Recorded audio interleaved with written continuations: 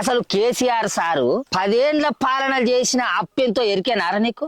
7 లక్షల కోట్లు. మన 7 లక్షల కోట్లు 7 లక్షల కోట్లు అనకు అలకదా కూడా.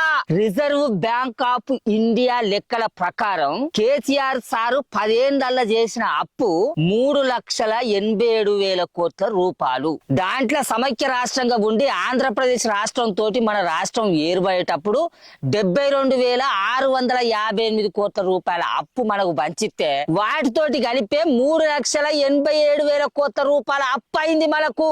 అట్లా చేసిన అప్పులతోనే కేసీఆర్ సారు జిల్లాకో కలెక్టర్ భవంతిని కట్టించిండు, మండలానికో గురుకులాన్ని కట్టించిండు, కాళేశ్వరం ప్రాజెక్టును కట్టించిండు, యాదాద్రి నరసన్న గుడి కట్టించిండు, మెడికల్ కాలేజీలు కట్టించిండు, సర్కార్ దవాఖానలు బాగు చేపించిండు, రైతులకు రైతు బంధు, రైతు బీమా, కళ్యాణ లక్ష్మి ఇట్లా చెప్పుకుంటే పోతే బొచ్చడి పనులు చేపించిండు కేసీఆర్ సారు.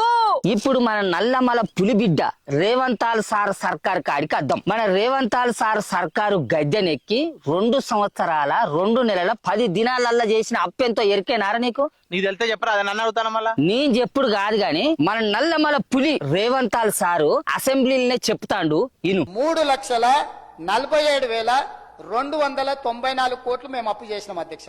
ఎప్పటి నుంచి? 1/12/2023 నుంచి అధ్యక్ష. బాగా సభ్యులందరూ వినాలి. మంచిగా నాటిను 28/2/2026 వరకు దాదాపుగా ఈ 27 నెలలలో మేము తెచ్చిన అప్పు 3,47,294 కోట్ల అధ్యక్ష. ఆ అప్పుతోటి ఏం చేసిండ్రా? ఓ బళ్ళు కట్టించిల్లా, ఓ గుళ్ళు కట్టించిల్లా, ఓ రోడ్లు వేసిండ్లా, ఓ ప్రాజెక్టు కట్టించి రైతుల పొలాలకు నీళ్లు బారిచ్చిల్లా. ఏం చేసిండు చెప్పరా అప్పుతోటి? 6 గ్యారెంటీలు అమలు కోసం అప్పు చేస్తాను కావచ్చే.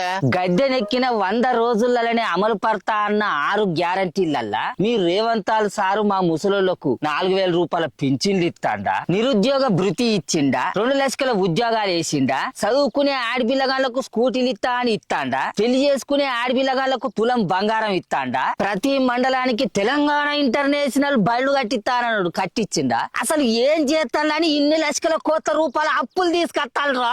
మన నల్లమల పులి ఇప్పుడు తీసుకొచ్చిన అప్పు ప్రకారం ఏడాదికి ఎన్ని లక్షల కోట్ల అప్పు అవుతుందో ఎరికేనారా?